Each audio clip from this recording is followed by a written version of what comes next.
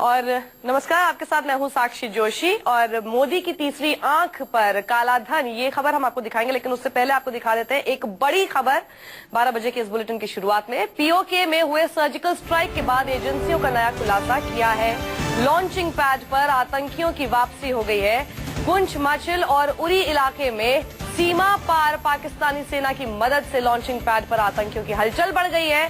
ज्यादातर launching pad LOC से 5 से 6 किलोमीटर दूरी पर हैं। भारतीय सेना की सर्जिकल स्ट्राइक से डरे पाकिस्तानी सेना ने लॉन्चिंग पैड से आतंकियों को टेरर कैंपों में शिफ्ट कर दिया था, लेकिन अब खबर आ रही है कि अब कुछ एलओसी से 5 से 6 किलोमीटर की दूरी पर दोबारा इनके लॉन्चिंग पैड दिखाई दे रहे हैं। हमारे संवाददाता अमित कुमार हमारे साथ है। अमित, क्या खबर मिल पा रही है और क्या इनका दोबारा से लॉन्चिंग पैड पर आना हम ये समझे कि इनको गलतफहमी हो गई है कि हिंदुस्तान दोबारा इन्हें सबक सिखाने की कोशिश नहीं करेगा?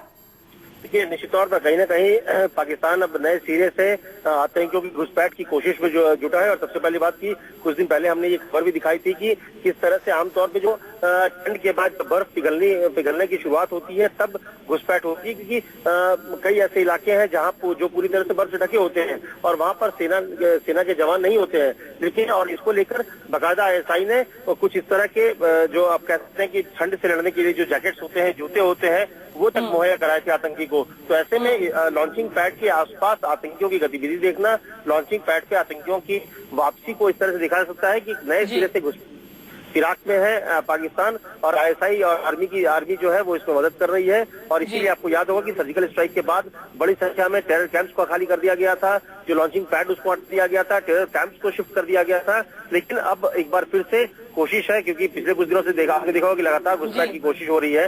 तो ऐसे में नए सिरे से घुसपैठ की तैयारी पाकिस्तान कर रहा है। हिंदुस्तान को इनका परमानेंट इलाज करना ही पड़ेगा। अमित, बहुत बहुत शुक्रिया पूरी जानकारी।